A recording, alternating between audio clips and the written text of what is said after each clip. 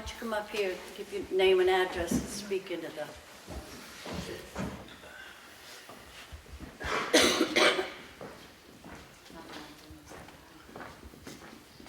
Right here, this is my spot.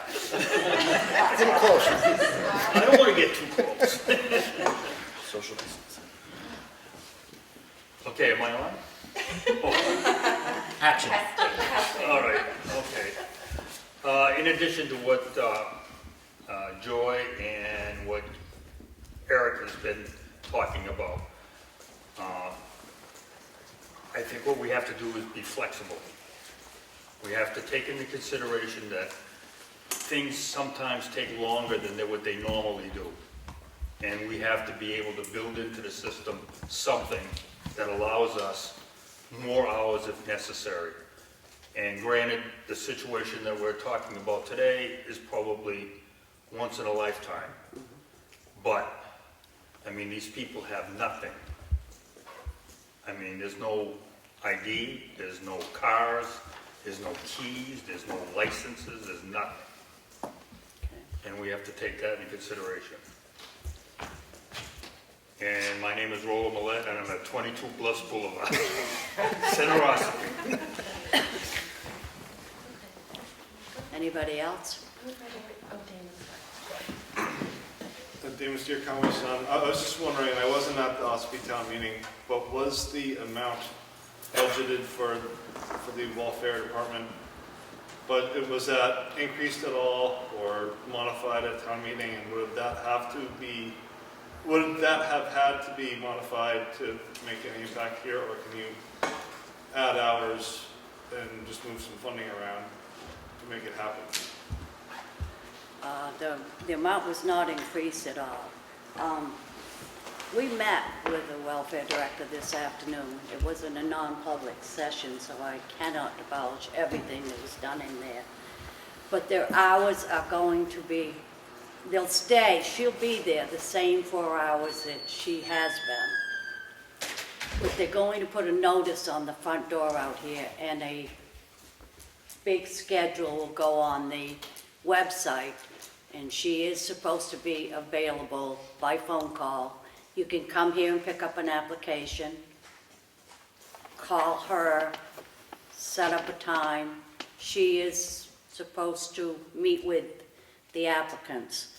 She says she's only received 4 applications from all of the people down there. I don't know if they came to the office. She wasn't there. I just know that she said she only has seen 4 people. And they have not completed their applications yet. Melissa? Do you mind? Melissa Seaman. Does the town have a deputy welfare director?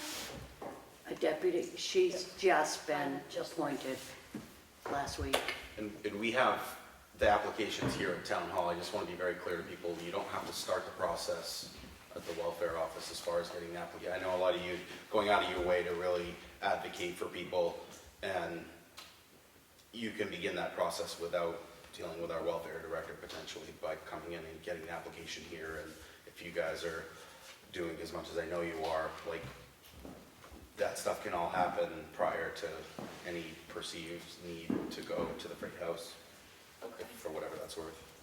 Thank you for that information.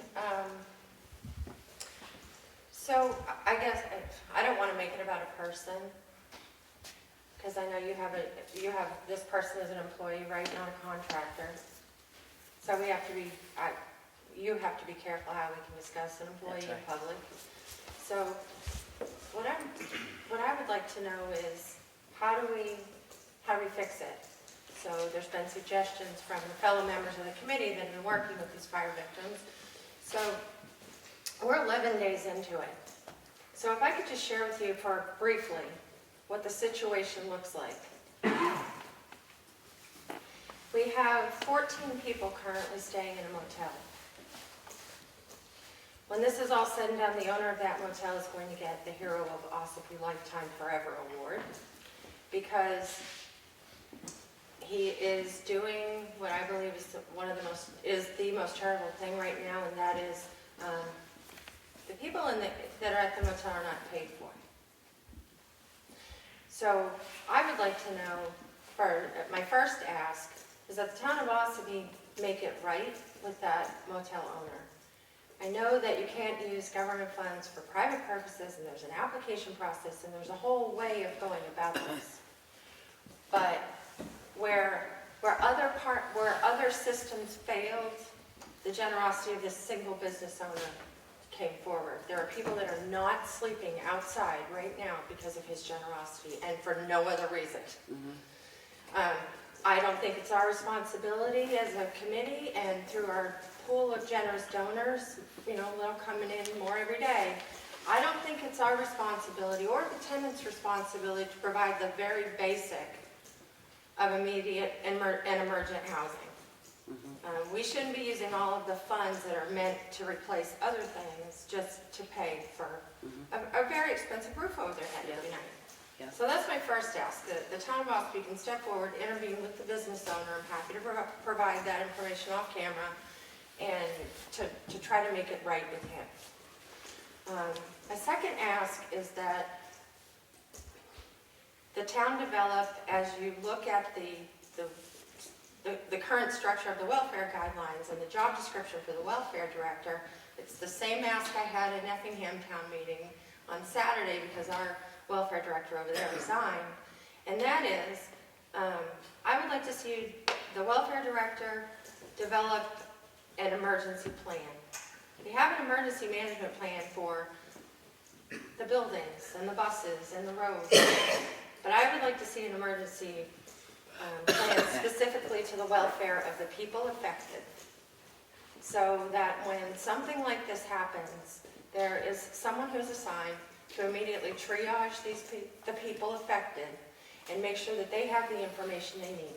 Certainly, when the trauma is hot, they're not going to be prepared to even know their name, never mind fill out a form. And I totally respect that, but in my opinion, no one should have left this building, and they were all here. No one should have left here without a packet or some sort of information. We're here for you, we care about you, we can help you. So I would just ask that some sort of a plan be developed. So there's 14 people that I mentioned. I have a couple that are moving into permanent housing thanks to the efforts of the New Hampshire Housing Authority and Tri-County CAP, so that's good. We have others who are scattered about staying with family in very overcrowded, you know, volatile situations, but at least they have a roof over their head. And then we have, I believe, 9 people in the Families in Transition program in Wolfboro, the Hope House. So we know where the people are, we know what their needs are, we had a wonderful event last night and had nearly all of them save a couple who weren't feeling well, so they made the good choice at this time to stay home. But we got them all together last night. We got an even better handle on what their needs are currently. We would be welcome to helping in any way we can. We would just to help them through any processes that may be challenging for them, coming to appointments, filling out applications, whatever it is. And I extend that not only on their behalf, but on your behalf, that, you know, we could assist the town in that way. But mainly, we need to do something now, because we're 11 days into it, and when does their time run out? Yeah, it doesn't. Okay, thank you. Took too much. Joy? All right, so just to touch on all of that too, so Joy, it's not only these families that need this assistance, it's our whole town that needs it, and the hours that it's at right now are ridiculous. I mean, I would never be able to get that, whatever. So 4 hours a week is not enough time for people to be getting help. Our town needs more help than that. And then other parts of it are that, you know, through this process, I've been talking to other agencies, and they're telling me they don't even bother coming to this town to get support for the residents here because of the fact that it's just so inconvenient and that they're just so poorly treated. And I really think that that is something that not only for these fire families, but for the entire community. I mean, what if something happened to me and I all of a sudden had to come and ask for help? Am I going to be run through all of these hoops in order to do it? Am I going to be embarrassed? Am I going to be told, no, I can't get help? I want to make sure that my town is here for me when I need it, and they should be there for everybody. Rick, would you like to respond to some of the do's and don'ts and what's necessary? Sure. Rick Sager.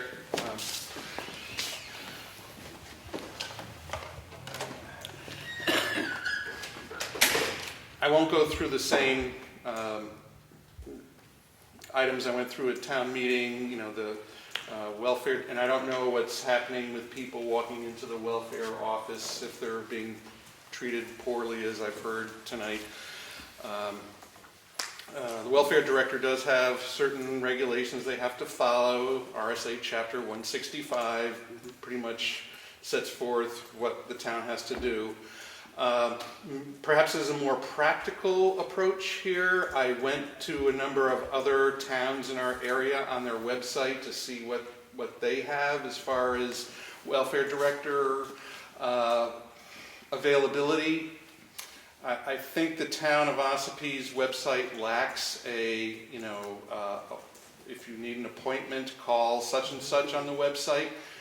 The town of Ossipee does have office hours. A lot of other towns don't have office hours, so I don't know if we really need office hours. I'm not necessarily talking as an attorney, I'm talking about seeing practically what other towns do. I didn't find the application for public assistance on the town's website. It might be there. I didn't find it immediately. Other towns do have it.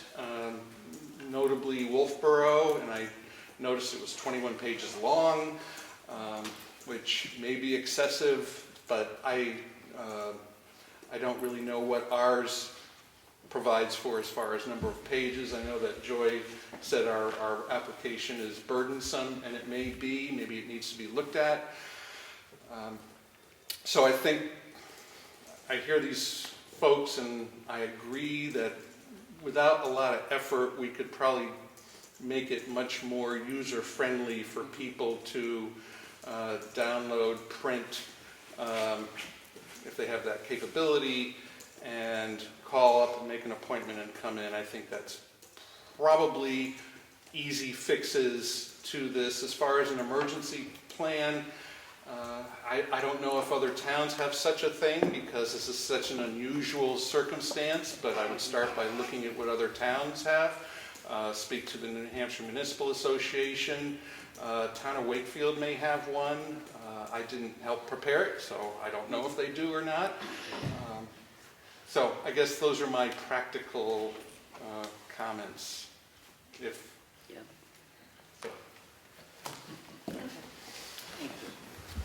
My name is Sue Bolden. I'm a pastor at the church over at FCCO. And just a couple of comments. I have worked with Sam cooperatively over the course of the years that I've been in my role, just to help members of our community. But two things I hear being spoken about here are plans going forward. This is one of these teachable moments. We had a situation, we appeared not to be prepared for it. Let's take the opportunity to get prepared going forward. I don't think that it's safe to assume that while this is a rare thing, that another emergency of some other kind caused by a tornado, I know that when we first moved up here, right before we got up here, there was a whole swath of tornado that came through. So disaster could happen again, and it could happen to members in our community, and I think to have something in place is reasonable, so that when something like this happens, we're not scrambling. I do think it's very important that the community come together. I don't think it's ever right that we should just look at the town and say, well, you guys are responsible for everybody and the rest of the citizens don't have to do anything. I think it's beautiful that the rest of the citizens have stepped up, and I think that's something that we should do. But based on the communication that we've gotten from other welfare people, and I have an email here that Catalina sent to all of us from the New Hampshire Legal Aid, that is saying that there is a responsibility that the welfare department has. And in the case of an emergency, I believe that an emergency that's obvious, an emergency, the people had all the forms that they were being asked to fill out. These people have filled out. They are on file, and they have to be on file for them to be living in the building that they're living in. So to make them fill that form out all over again because the building they were living in burned down is not, it's just not common sense. It's already on file. And if they're there, then why should we, in the case of an emergency, make them go through this process all over again? And I do think that while you can't, it was said to me by Sam that I can't live my life around this problem. I have other things that I need to do because she wasn't going to be here over the weekend.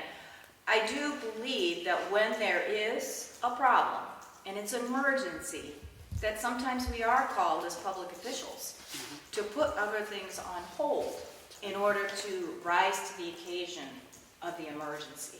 And we saw other public officials from other towns do that.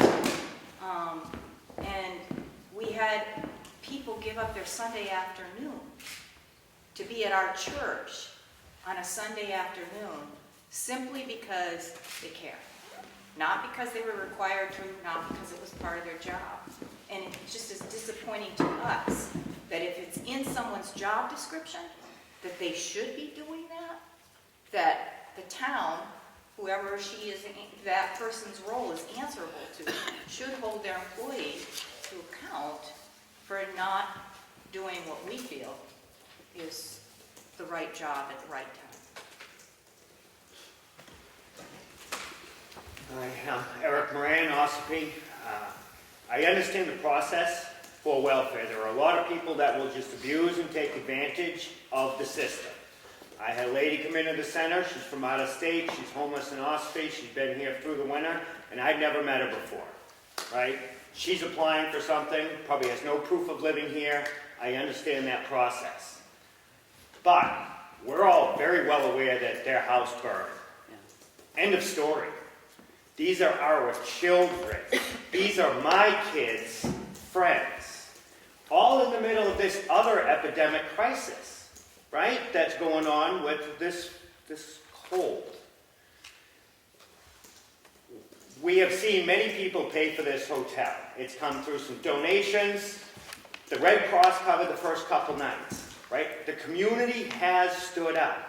The community has shown that we want to help these folks. And now we're just asking, like, that money that was raised was not to pay for their hotel rooms. That money was raised to help pay for the security deposits. That was helped raise to buy new bureaus or beds for the children of our town. Now we have a lot of less fortunate people, right? There's a lot of illiteracy in this town. We have children who live in homes that don't have running water. And it is our responsibility to let our community know that we care. Now, the process, if you end up unemployed, you have to file for unemployment, right? There's a process for everything. But if all of a sudden, we have 15 families without homes, right? I mean, this is just tough. And this may not ever happen again, because you know what? They're not going to build another building that's like that. And we know it's all going to trickle down, and they're going to go check all these other apartment buildings. And what are we going to do if they just start closing down any of the other ones? We need to be ready. And we need to show not just Ossipee and Carroll County, but we need to show those folks that one little girl who's still in a cradle, and she's going to remember that she was thrown out of a 4th-story window, that she was cared about. I can do whatever, I can do everything I can to help. But when you guys have the funds, even if it's temporary, to cover this stuff, and then go after the landlord, because my understanding is he's got some liability stuff. But we can't do what you have the resources to do. We've done our best. If we haven't shown you guys that we have tried, then I guess it wasn't all for nothing. We helped them out for a week or two. But eventually that hotel is going to get busy. He's going to want to make money. and those people might not be able to stay. Now, kudos for all those homes that we've all worked pretty hard to get people in. We're running out of homes. That hotel is becoming even more important because there aren't those places to rent around here. This is a plea. I'm pleading, I'm begging that something gets done, at least until the lawyers can figure it out, which you all know as well as I could take a year or longer. But we need to show these children that they matter to us because this is already traumatic. One, because of the household they live in, they're highly likely to come and see me for help in 10, 15 years. You add the fire trauma, that just increased their chance of being added to the addiction of this town. And now every day they go without knowing where they're going to lay their head, it's just adding trauma to these poor kids. And again, I know because some people abuse the system, we need to look past that. We need to worry about these children. Otherwise, they're going to cost us more money because they're going to be in and out of Carroll County jails. They're going to be on welfare, Medicaid for the rest of their life if we don't show them that we care. And I'm asking, I'm pleading that we do something to help the families that still don't have homes.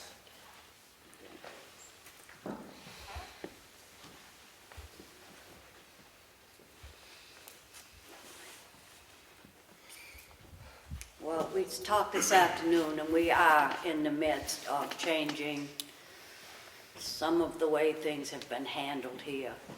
There will be a notice on the website, probably in the paper, and certainly tonight's recording, that there will be more hours available for people to come and ask for assistance. I'd like to say,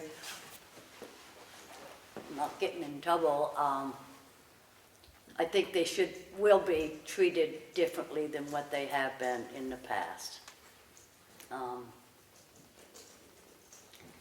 I understand with the people at the motel and that bill has been run up, and I can't say, oh gee, we'll pay it, but the people up there need to be noticed that in order for us to pay for their shelter at the motel, they need to come to us. We can't just write out a blank check. We need to know who the applicant is, how much money they've charged, and then we can take it from there. But we can't just, with our welfare guidelines, we just can't write a blank check. We have made sure everyone has filled out that application. That was part of the reasoning for yesterday's meeting, but nobody's open to turn those in. So we have to wait or make an appointment, which I'll call and make an appointment for first thing in the morning if we need to. Okay, that was decided today, that they will be much more available, and the best way to do it is call the town hall. Set up an appointment, they'll get a hold of the director, and she had better meet with them. The children that Eric was talking about, there's 29, just so we can put a number to how many kids. Secondly, I forgot to mention in the first round, for the 20 years, 30 years, Martha was the town's welfare director, having had experience with that for probably 15, 18 of those years. You were the most kind, generous, fair, equitable. You didn't give away the bank, but you always treated people with the utmost respect. And so if you might be the trainer, that might be helpful.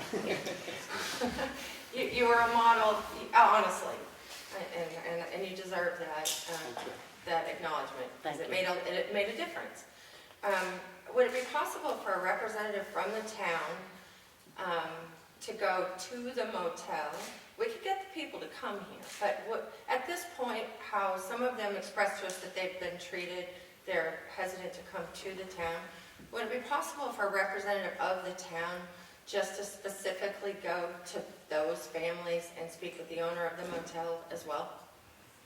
Well, and if so, I'd be happy to provide you with the names of the people that we have in there confidentially. Yeah, that's fine. I actually will make that visit myself. Thank you. Thank you.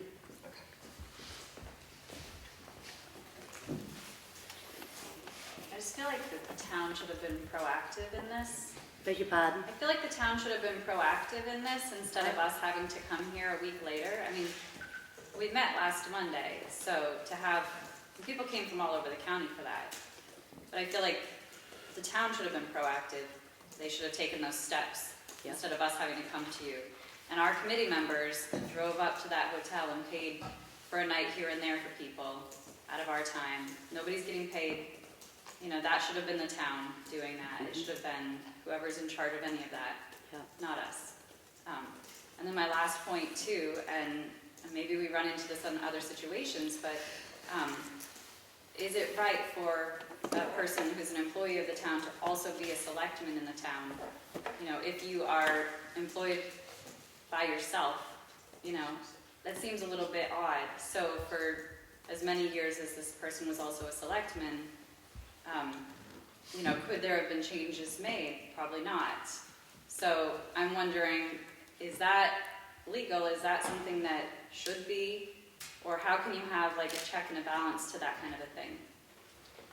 Well, that was one of my first questions when I was elected 2 years ago, and I was told by the welfare director and the town administrator at the time that it had been checked with DRA and it was all legal. I could just speak, I could elaborate a little bit on that, because that situation applies technically to myself, because I'm the part-time zoning officer. Excuse me, so RSA 669:7 specifically allows part-time employees to be a selectman within the town. And you also need to understand too, that it only takes 2 selectmen to make a decision. So meaning if I was out of line as my employment, those 2 selectmen could in turn fire me. And that could apply to the welfare director also, when she was a selectman. So. So that's the check and balance? Correct. You're saying is- Correct. One other comment, the lady from the church, the paperwork that they all made out for the Section 8, I'm sure it was all done, but we have nothing to do with that. That's their own privacy that they would do. I don't believe they would even release that information to the town if they asked for it. Okay, I was confused. I was thinking that the form that they were filling out at the church, this 21-page form, is something that they had to fill out previously to be where they are. That's not, I'm incorrect on that? Well, somebody can help them. That's up to them. We can't ask somebody to come help them do it. But if anybody wants to come with the applicant and help them make the form out, that can be done. Well, as Melissa said, when I did it, I made out a lot of forms for the people for whatever different reason they asked me to. And you help them, so that's the way it is, the way it was.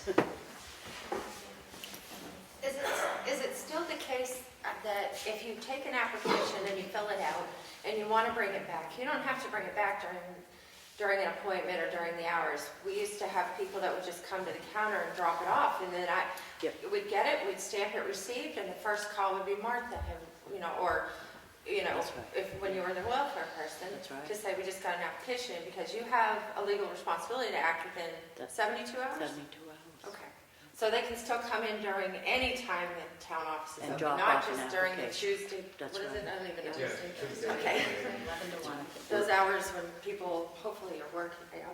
We're going to have reduced availability, as will be further discussed, to all town offices with the COVID stuff, but obviously in those cases, like, we're likely to be in here still working, they would just call the selectman's office, and any of us would make the exception, open the door, obviously, absolutely.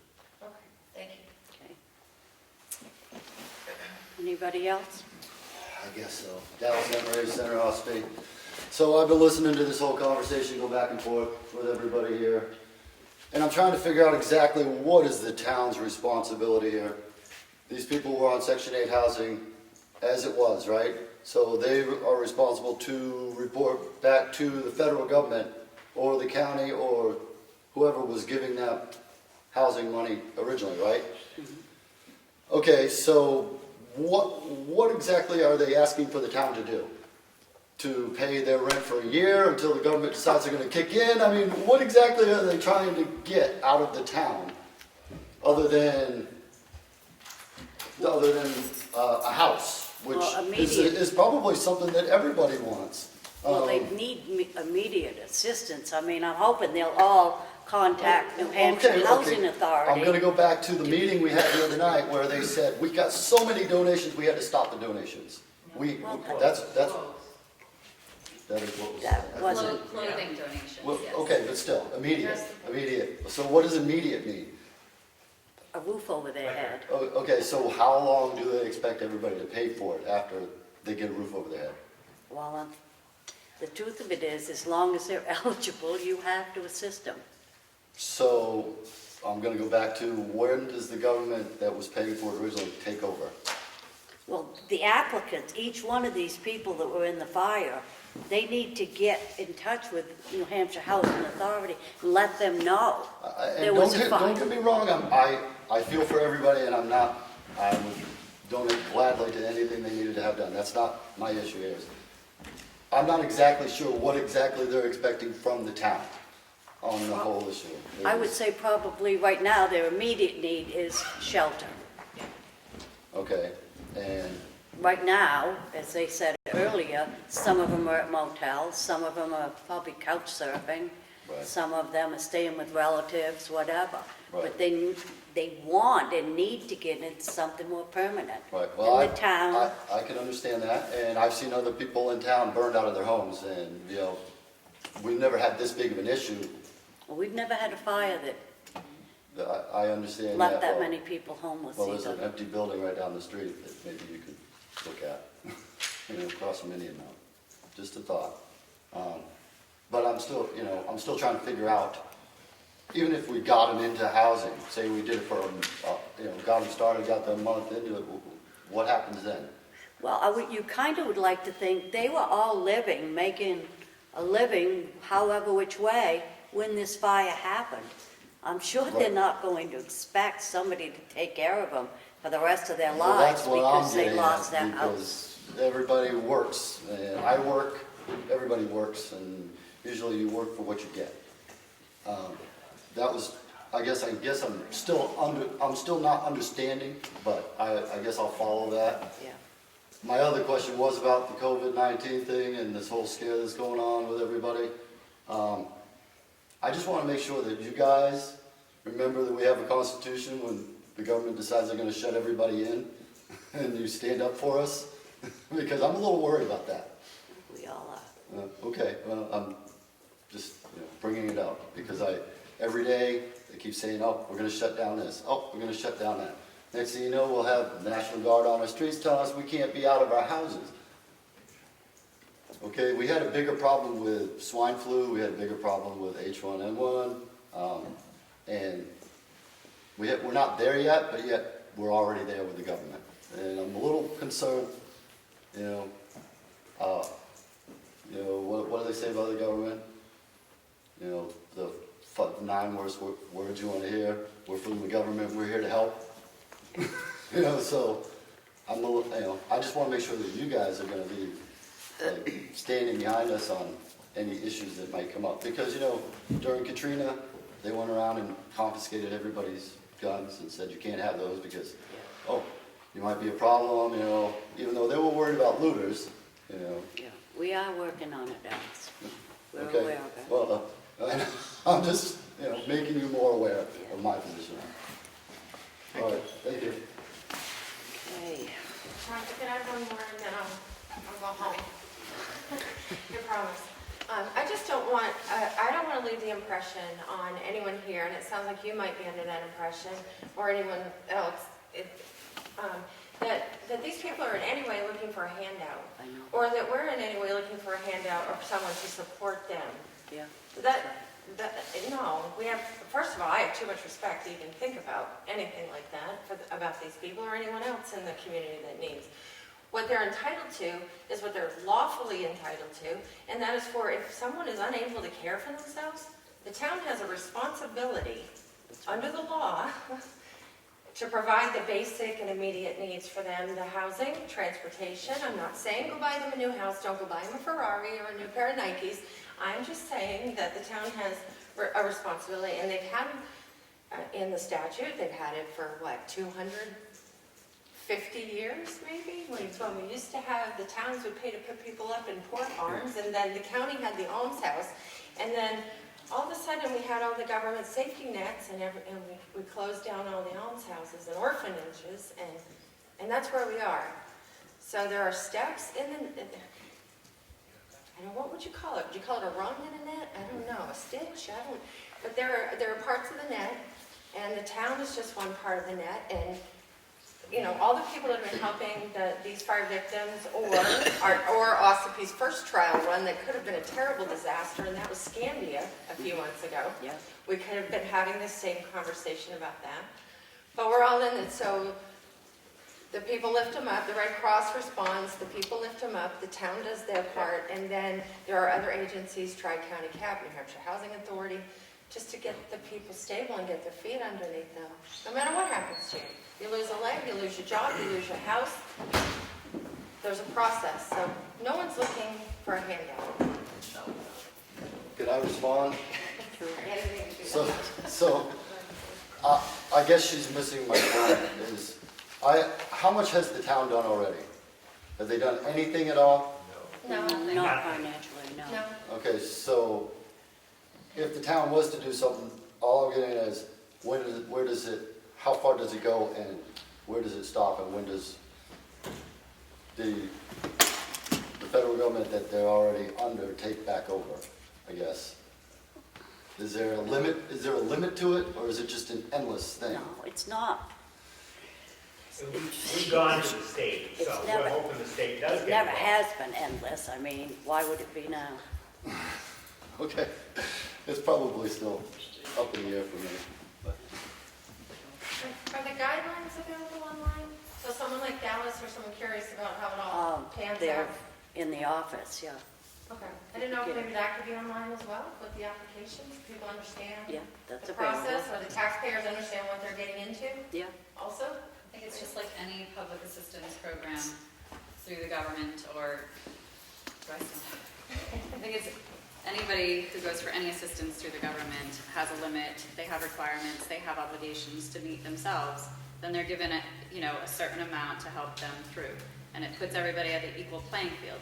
And I would not say that it's equal, because their house burned down, and it burned down because it wasn't what I would live in. It wouldn't be up to my standards to put my family in.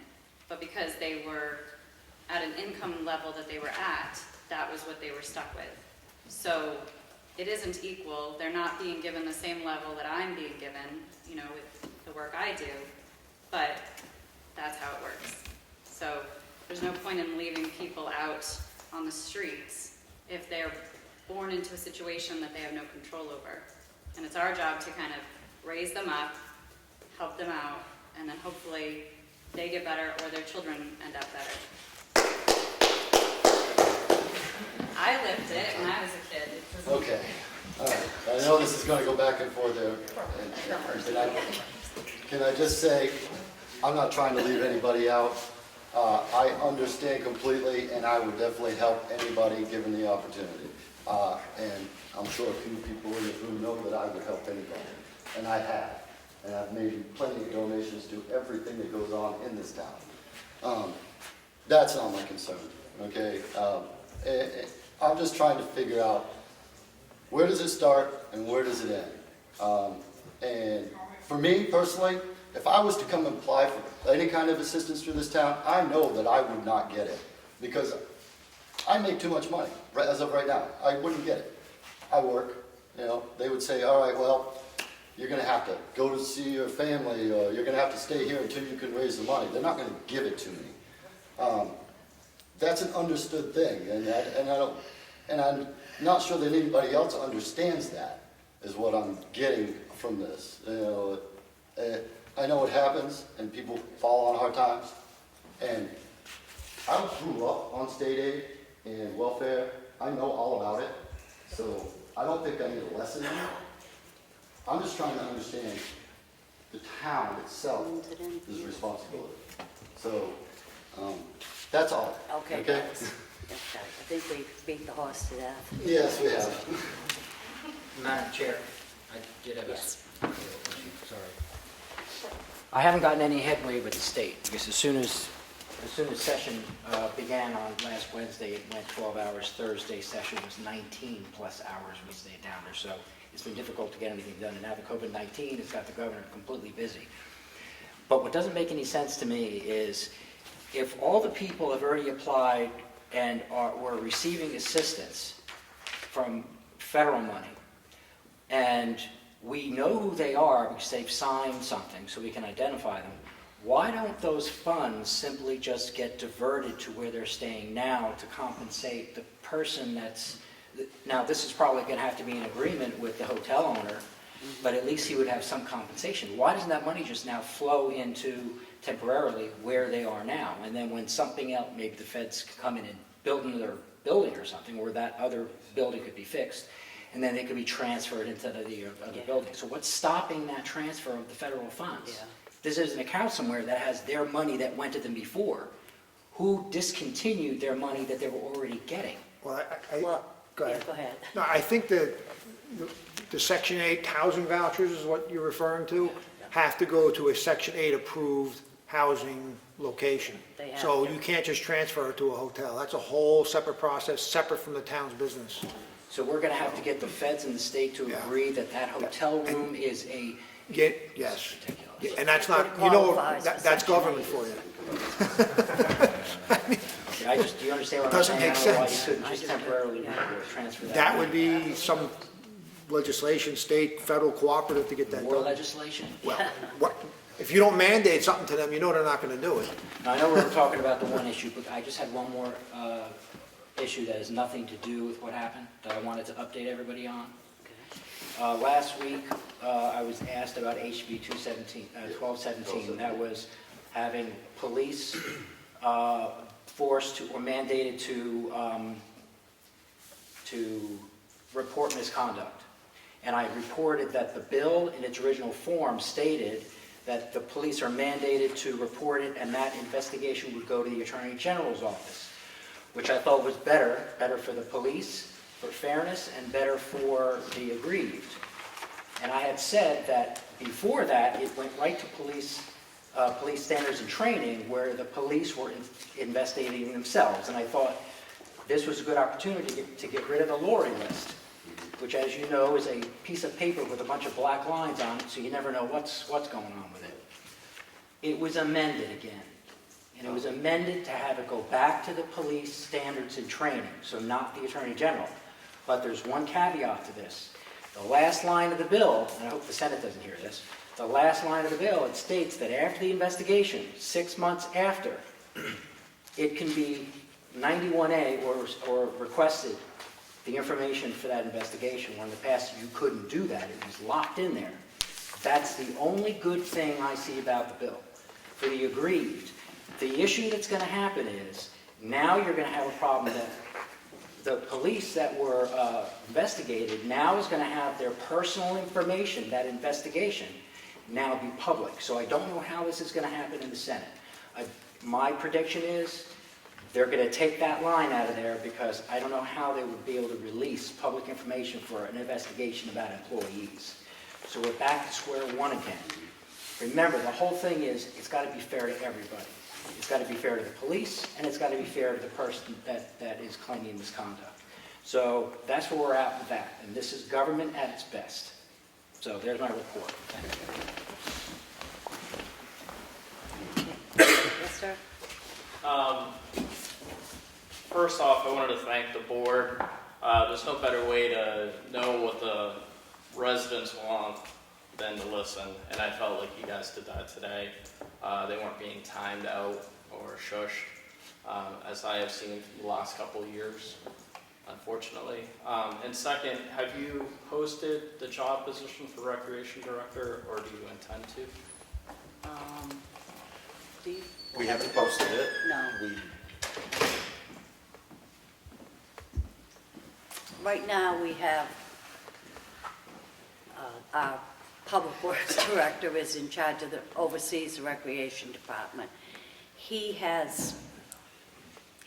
and a young man who used to be helped out on the programs, that gentleman has stepped forward, and they together are trying to at least get us through what's already scheduled, but unfortunately, because of the coronavirus, that's all been postponed or at least put off temporarily. We will be advertising for a rec director. Right? That's the intention when the timing allows for it. Okay? Okay, I really should read this letter. It was addressed to Preston Young at the governor's office. Good afternoon, Preston. This email is a follow-up for our conversation on the phone. As I stated, we had an apartment fire on March 5th at 455 Route 16, Ossipee, displacing 49 individuals and 15 families. The building is subsidized / Section 8 housing. I'm hoping to facilitate a quicker response from New Hampshire Housing Authority. All these families have been approved by NHMA, so they should be able to be rehomed in a reasonable time frame. I've been working with the Homeland Security in hopes that they would release some disaster funds. I have not heard back from Heidi Lawton at this time. I'm also the welfare director in Ossipee, and my office number is 651-1156. The board would appreciate anything you could do to facilitate a quicker response. Signed, Sandra Martin, chairman of the board, last week.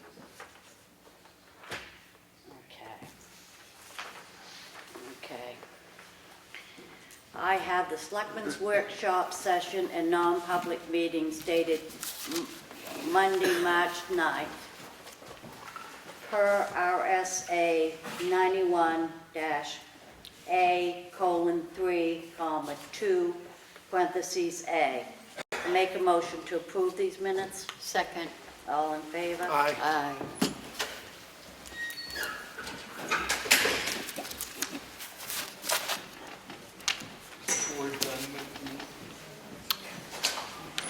I have the Selectmen's meeting minutes for Monday, March 9th.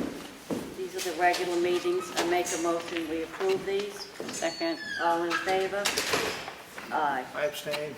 Wasn't here. I gotta sign that?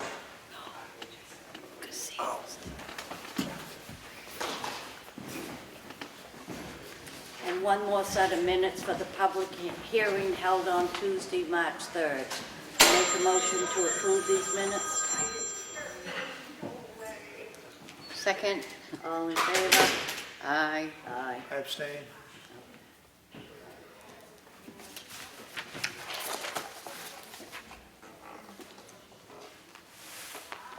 Town of Ossipee check voucher totals for week ending March 14th with a pay date of March 17th. Total payroll was $42,860.72. Total accounts payable was $151,680.90. Total water and sewer accounts payable was $4,305.14. Make a motion to approve this. I'll second. All in favor? Aye. Aye. At the payroll reimbursement request for the Water and Sewer Department for week ending March 14th with a pay date of March 17th. Total amount was $3,432.85. Make a motion to approve this. Second. All in favor? Aye.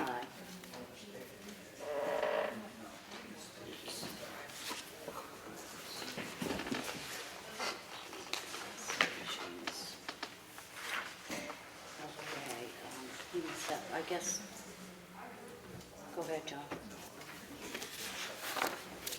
I have a water and sewer warrant in the amount of $38.67. I'll make a motion to approve that. Second. All those in favor? Aye.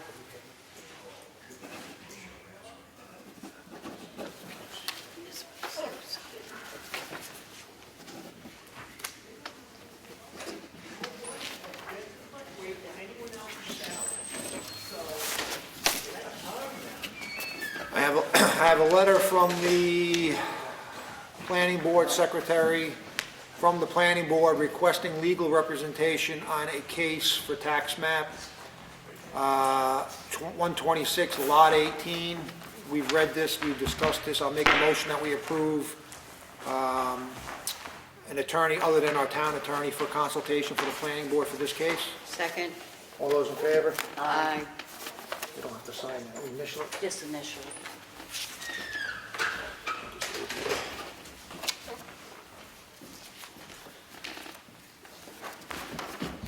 I have a letter from the zoning board secretary regarding lack of attendance for, let's see here, for Sean Marcotte, due to lack of attendance. He was write-in, he was elected member 2019, and expected to, since then he has attended a meeting maybe on 3 occasions. This letter is basically to request that he either attends or resigns.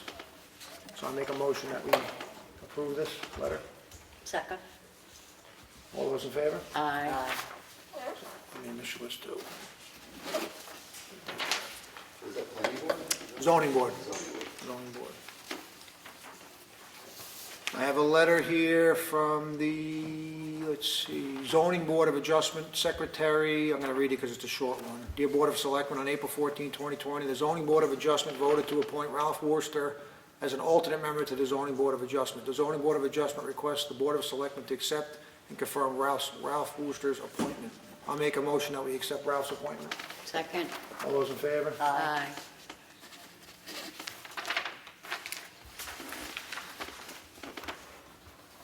I have a letter here, and I'll read it because it's short, from Laura Nash, Planning Board Secretary. The Ossipee Planning Board, during the March 3rd, 2020 meeting, the board recommends the Board of Selectmen appoint Tim Otterbach to the Ossipee Planning Board as an alternate member for a 3-year term. I'll make a motion, we appoint Tim Otterbach as a alternate for the planning board. Second. All those in favor? Aye. Aye.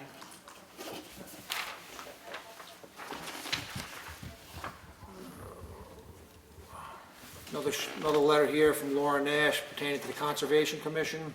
Conservation Commission meeting was held on March 18, 2020. The Conservation Commission recommends that the Board of Selectmen reappoint Maureen McConerty to the Conservation Commission for a 3-year term. I make a motion, we approve Maureen McConerty for a 3-year term to the Conservation Commission. Second. All those in favor? Aye. Aye.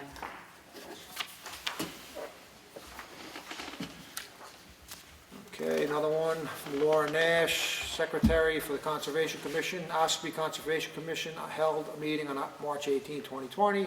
The Conservation Commission recommends the Board of Selectmen reappoint Ralph Buchanan to the Conservation Commission for a 3-year term. I make a motion to approve Ralph Buchanan to the Conservation Commission for a 3-year term. Second. All those in favor? Aye.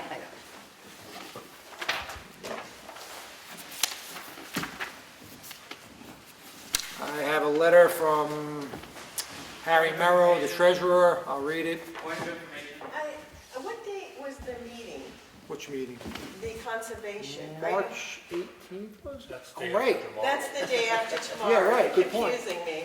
So is that an error, or is that, You're confusing me. thanks for bringing Yeah, that up.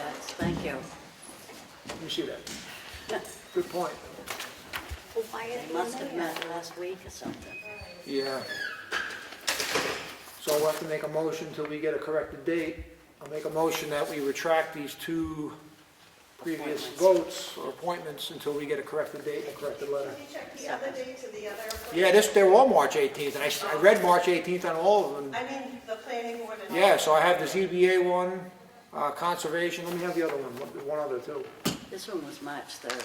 Yeah, that one was March 3rd. Yeah. that So it was the Conservation Commission, March 18th, for Ralph and for Marie. Those are all corrected, right?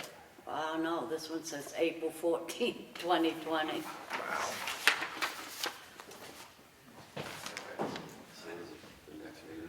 Yeah, so we're gonna have to contact Laura to have these corrected. Yeah. Whoever's paying attention out there, thank you. Yeah. So I'm gonna make a motion to retract The appointments. The appointments to the Conservation Commission of Ralph Buchanan, Marie McConaty, and Ralph Worcester to the ZBA until we get a corrected letter. Right, yep, Get a second? Second. All those in favor? aye. I'm not gonna initiate a second time, but we made the motion. You on the whole page. Sure. You just let her know. Okay, I'm gonna read this one and pay attention to that date. Dear Board of Selectmen, Kelly Scan, I, Harry Merrow, Treasurer, respectfully request the Board of Selectmen to appoint Brian Keys as the Deputy Treasurer for the Town of Ossipee effective Monday, March 16th, 2020. That is today. So I'll make a motion to accept that. Second. All those in favor? Aye. Aye. We got that one good.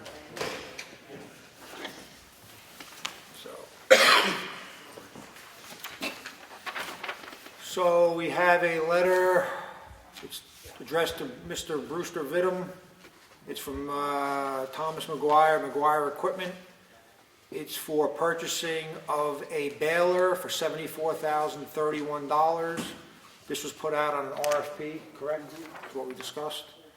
I'll make a motion to approve it for $74,031. Second. All those in favor? Aye. That was approved at town meeting. I have a letter from the Ossipee, Center Ossipee Fire Rescue Chief regarding COVID-19.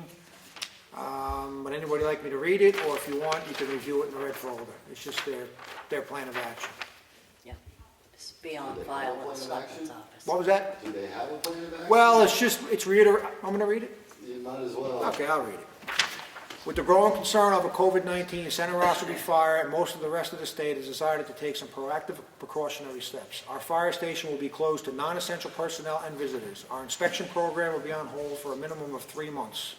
The fire department being a critical infrastructure, we feel this is a necessary step in limiting the exposure for our firefighters who will undoubtedly be on the front lines for the duration. To reach the fire department, please call 911. In the event of an emergency, and the station business line for all the inquiries are 539-4401. As the town's emergency management director, I have been in contact with both the remaining fire chiefs and police chiefs to ensure their needs are met as we continue to monitor the ever-changing situation. The state of New Hampshire has been providing us with updated information each day, sometimes twice and 3 times per day, to make sure we are making the right decisions. It is my recommendation that the town should cancel all gatherings of 25 more people for at least 3 weeks. I would also recommend limiting the public interaction at town offices during this time.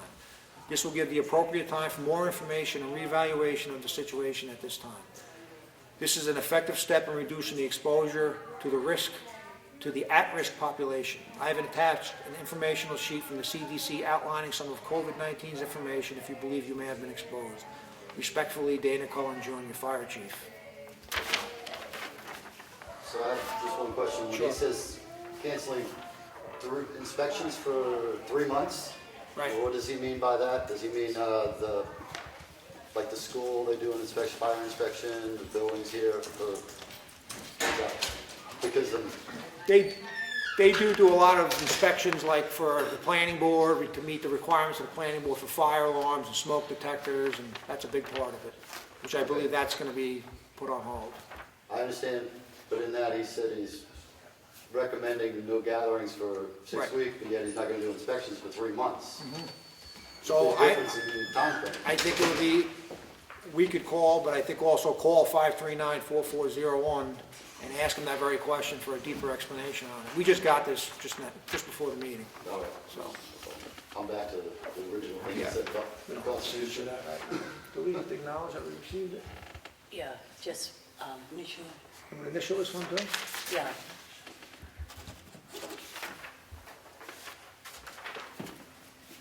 Then I can, that's probably posted, I think that was posted out front here too. Is it posted out I front? think so. Okay. If not, we'll make sure it's posted. Go ahead. I have a notice of intent to excavate, name of access road, 172 Doors Corner Road. It's for Edward Evans. Chickville Landing Holdings LLC,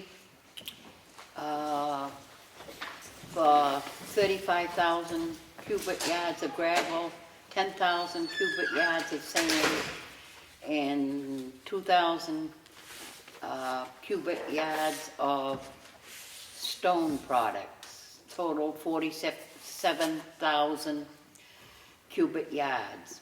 The taxes are paid. I make a motion that we approve this notice of intent to excavate. Second. All those in favor? Aye.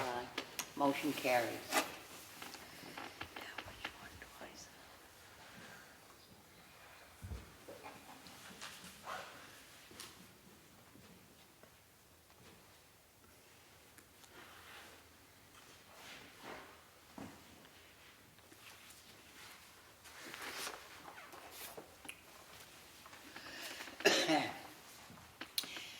I have a yield tax levy warrant, a timber warrant, name Society for the Protection of New Hampshire Forest, map 236, lot 9, in the amount of $2,229.77. I make a motion that we approve this yield tax levy warrant. Second. All those in favor? Aye. Motion carries.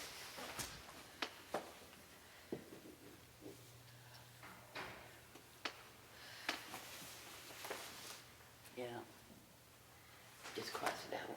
yeah.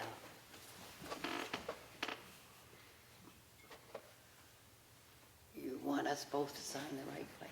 Yeah.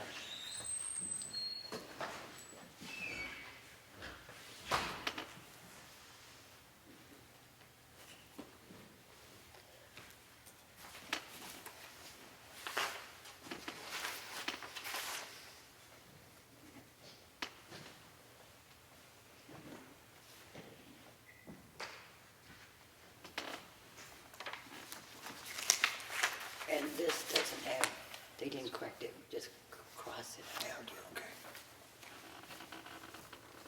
I have another original warrant, yield tax levy, for Tom Faden and Harold Whitaker, map 240, lot 4, $3,150.06. And I make a motion that we approve this levy tax, yield tax warrant. Second. All those in favor? Aye. Motion carries. Aye.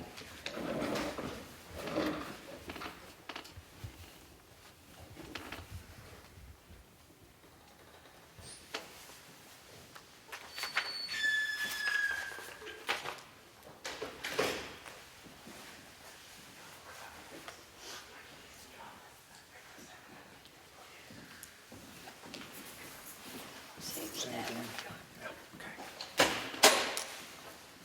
I have a contract for use of facilities from Eric Smith, NHDOT, Bureau of Construction. The date of activity is March 25th, 2020, from 10 a.m. to 11 a.m.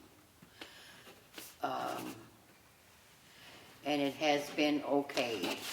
I make a motion that we approve this contract for use of facilities. Second. All those in favor? Aye. Motion carries.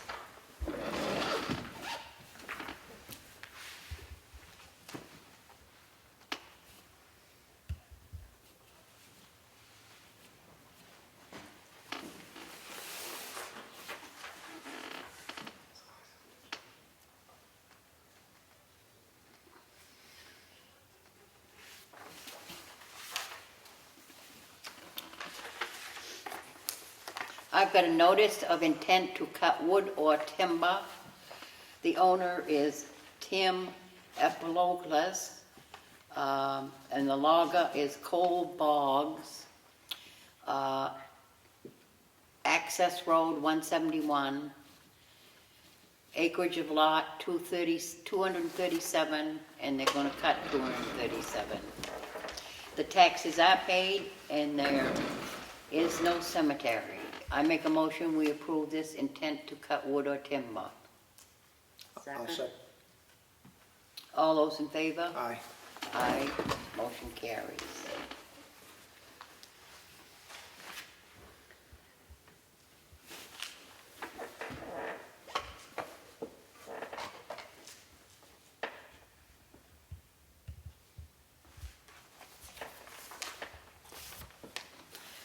I have the Highway Weekly Report, and that will be on file in the Selectmen's office. And I also have the Transfer Station Daily Log, and that will be on file in the Selectmen's office.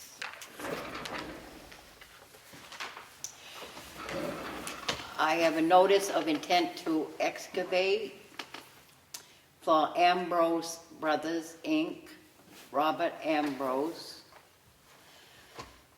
Name of access road, Arches Pond Road, map 231, lot 1, and the taxes are paid. I make a motion that we approve this intent to excavate. Second. All those in favor? Aye. Motion carries, aye.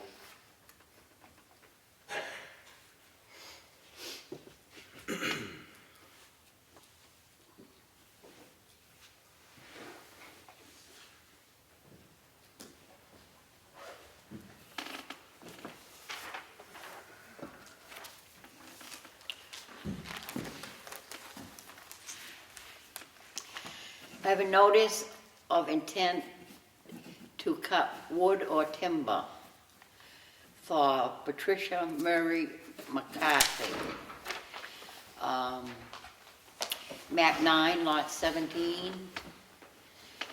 40.85 acres, acreage of cut 30 plus. Taxes are paid, and there is no cemetery. And the logger is Stuart Bevan, Stillwater Forestry. I make a motion, we approve this notice of intent to cut wood or timber. Second. All those in favor? Aye. Motion carries, aye.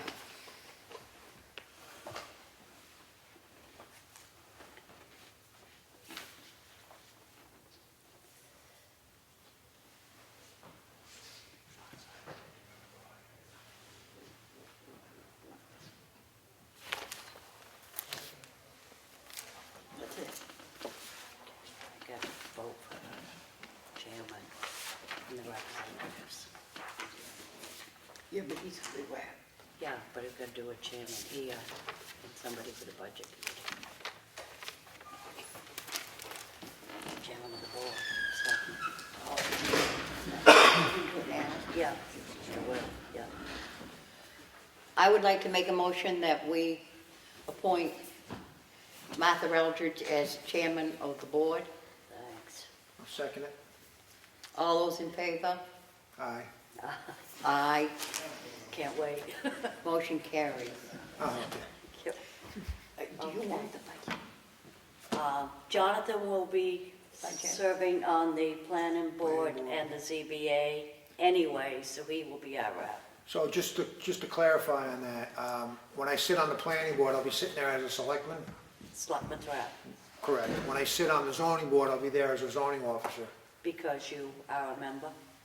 No, so what you can do is, under the RSA, you're required by law to either have one of us sit on the planning board, or you can appoint someone from the public to sit there. But in this case, with the zoning board, you're not required to supply someone from this board to sit on it. Okay.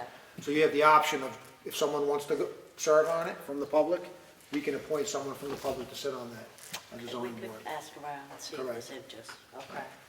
I'd like to make a motion that we appoint Martha as budget committee rep.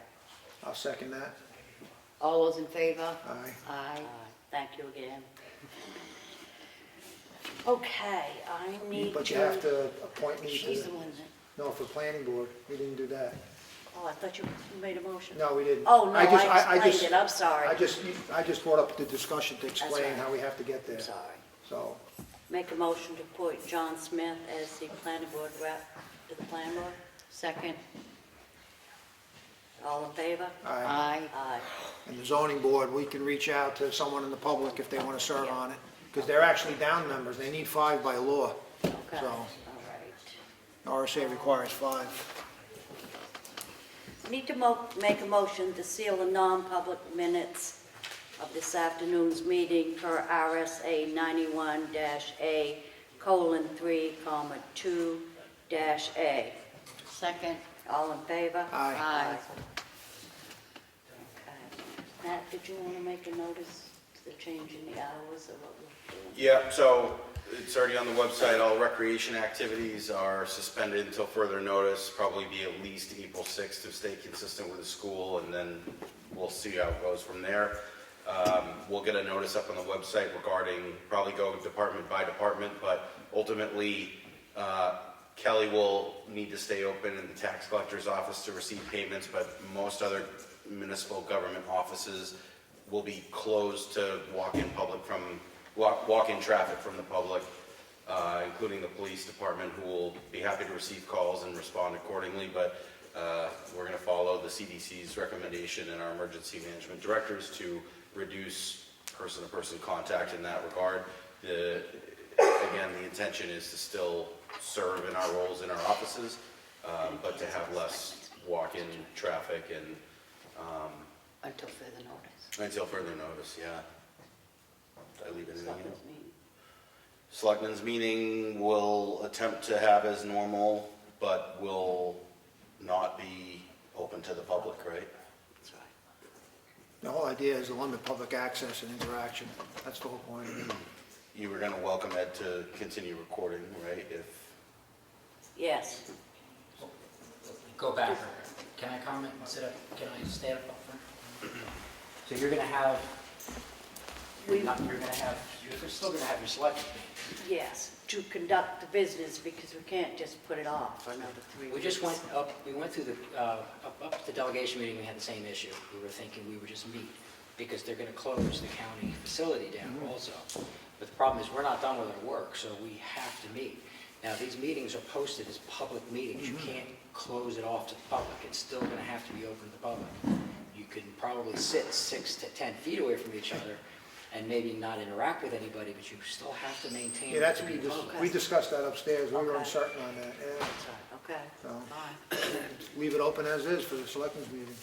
I'll say whatever I want to say in public session. Okay. I guess that's it. Anything else? Under something else in the non-public. There's another public input. Okay. Do we open in the meeting back up for public input? Ash? Ash Fishman, thank you. So two things regarding the rest of the meetings that are this week. Planning board meeting is to go on the schedule tomorrow night. I neglected to include that in my commentary. It was decided that all land use boards and other town municipal boards will suspend until further notice. Okay.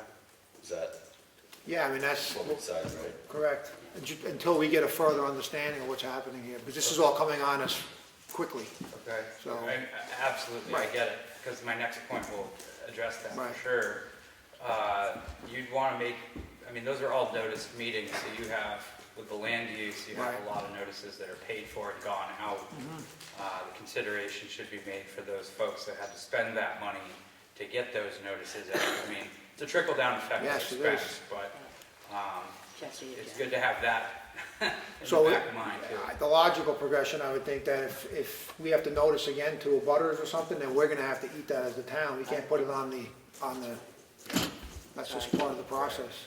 That's fair. Number two, obviously, we're in a crazy time of our lives here. I haven't experienced anything like this in my world, but it was also mentioned today by Governor Sununu that all New Hampshire restaurants and diners and places that you eat are to be closed for at least 3 weeks, beginning tonight after close of business at midnight. Restaurants and bars will remain open, not bars, but restaurants will only remain open for deliveries and takeout. So I come at this from 2 angles. One, as a business owner, where I employ a lot of those people. I have 50, 60 plus people that we employ over a few businesses. So we have to make some decisions and figure out what we're going to do. I mean, ultimately, it's to be a team and get through this as a team and move forward and stronger as we can. But it's also important for the public to know how to support local businesses. So I come from this as an economic development vice chair, saying that the best thing you can do is still be a patron at local business when you can and how you can. Every little bit helps. It's not, right now, as a business owner, and I can only speak for myself, it's my job to try to keep my staff employed. So it's not about profits, it's about employment. So I feel the general sense of that amongst all of our business owners in this town. We have a lot of them. They're great people. A lot of them have been here far longer than I have, but I know that the sentiment is equal amongst all of us. So if there's anything people can do is to support the people that are around us. A lot of nonprofits throughout the year come and ask us for help. We would love it if we could see the reciprocation of that and help everyone else along as well for the sake of our employees. So, thank you. Thank you. Ed had his hand up, I don't know if we saw. Ed had his hand up. Okay, yeah. Thank you. To add to what he just said, this just happened today? Yeah, I didn't hear Did that. he, An hour and a half ago. did he mention what authority he used to tell you to close your restaurant? Not to say it's not a good idea, but I was did he gonna mention question that? I'm sure it's in there. I didn't go looking for that, but I'll be honest. He recommended 3 weeks, and CDC is recommending 8. Wow. Yeah, because the legislature is also shut down too.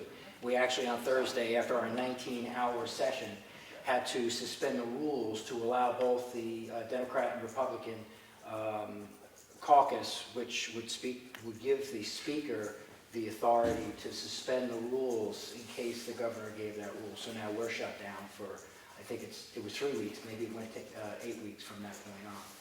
So my only issue I wanted to bring up is your meetings upstairs. I mentioned this before, and I heard a lot of people from the public complaining that you have a meeting at 3 o'clock upstairs and there's no real handicap access.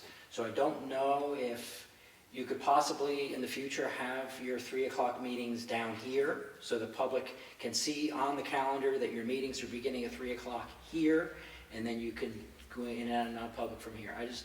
People are just not comfortable with you just being upstairs and coming down, because I often will hear that you went in and out of non-public, and I never get to catch that. I could go upstairs, but that's dragging everything upstairs and then dragging it back down again. Yeah. This is for the future. It's not important right this second, but. I know they'll consider that in whatever votes they take, but in the meantime, I'm typically the one who makes the agenda, so if we were notified in advance in regards to ADA, if nothing else, we can make special accommodations on a week-by-week basis if there was a disability that precluded somebody from attending, if that helps in the meantime. Or obviously, if someone did come, we would just come down here and do the meeting down here, if there was that concern. I just don't understand why you have to have the meeting upstairs too. I'm trying to kind of go around that. There's been a lot of non-publics. Well, we've had non-public steady, which is easier to do them up there. Okay, it's up to you, it's your board. Thank you. We will take it under advisement. Just one thing to pass along that with Laura, I imagine she's working tonight, do you know, Laura? I haven't communicated with her today. But she should be notified that tomorrow's meeting's canceled, so she can make all the calls to any of butters or Yeah. clients or customers that are coming in. What was that? She's not there tonight. She's not, so we gotta do that first thing tomorrow. So they get as early notice as possible. Yeah.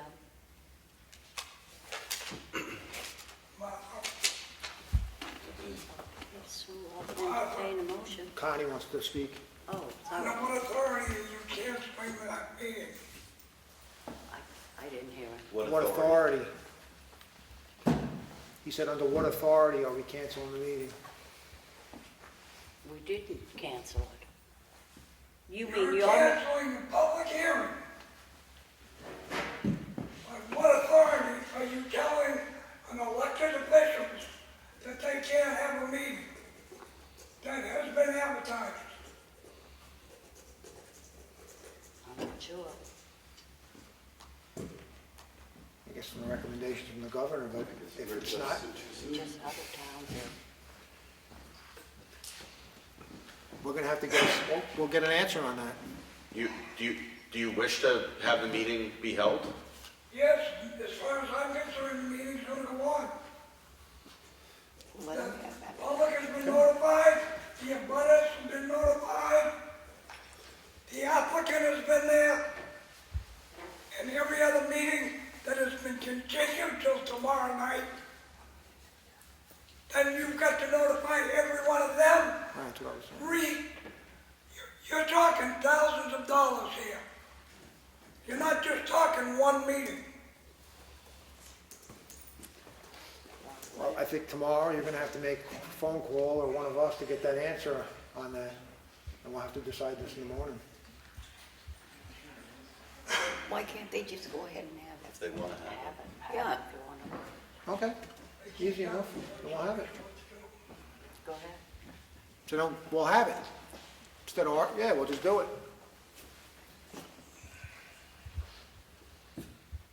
I don't think you heard you. You didn't, Connie didn't hear me? I don't think you heard it that time. No, we'll just have it then, Connie. Yeah, That's all. that's, That's fine. We were just being, because the, what we were notified on, that's all. I mean, you have people coming from out of state Right. from time to time. Yeah, check on, we'll have tomorrow's and then we can see. Right. Just to let you know, the governor has only prohibited meetings of 50 or more and recommended less than 25 only. Okay. They just changed it today because they told us at school we couldn't meet, and now they're telling us that we can have clusters of 5 to 10. Okay, so they changed it. They recommend under 25, but only prohibit 50 or more. Okay, That's as of today. okay. So, and as far as authority goes, my understanding is that only the planning board has the authority to cancel their meetings. So stay in touch with me, Connie, and let me know what you guys want to do, I guess, until further We're gonna notice. have the meeting. Thank you, Kate. All right. Thank you. All right, meeting's on.